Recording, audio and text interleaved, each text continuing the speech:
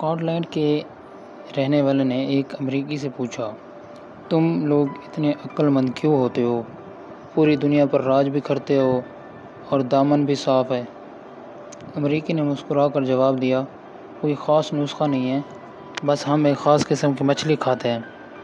ہوتی تو بہت چھوٹی سی ہے اور ذائقہ بھی کوئی خاص نہیں ہوتا، مگر کافی مہنگی ہوتی ہے، لیکن اس کا فائدہ یہ ہے کہ اس کو کھاتے ہی عقل آ جاتی ہے۔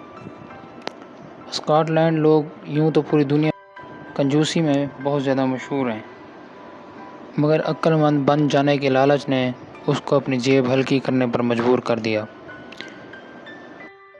پھر وہ امریکی کی منت سماجت کرنے لگا، جتنا خرچہ ہوگا کروں گا، بس ایک بار مجھ کو وہ مچھلی کھلا دو۔ امریکی نے ترس کھا کر کہا، اچھا چلو، مجھے نا $1000 دے دو اور کل رات میرے گھر آ جاؤ، میں اپنی بیوی سے وہی مچھلی فرائی کروا کے تم کو کھلا دوں گا۔ اس مچھلی کو فرائی بھی ایک خاص انداز میں کیا جاتا ہے۔ اس بندے نے فوری طور پر امریکی کو نقد $1000 ادا کر دیا اور اگلی رات کا پروگرام پکا کر لیا۔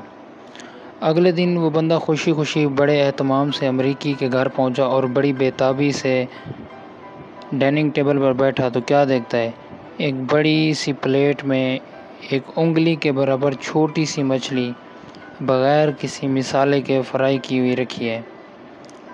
وہ بندہ مچھلی کا سائز دیکھ کر پریشان تو ہوا، مگر مچھلی کی بتائی گئی تاثیر کے احساس نے کسی برے خیال کو پیدا نہیں ہونے دیا اور بڑے شوق اور ذوق سے اس مچھلی کو کھا لیا۔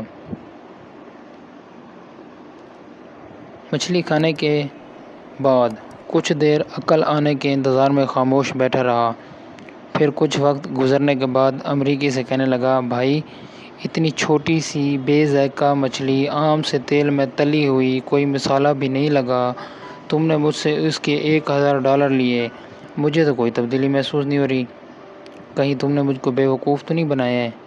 امریکی ہنسنے لگا اور کہنے لگا، دیکھا، مچھلی کھاتے ہی تمہیں عقل آ گئی اور تمہیں پتہ لگ گیا کہ تم بے وقوف ہو۔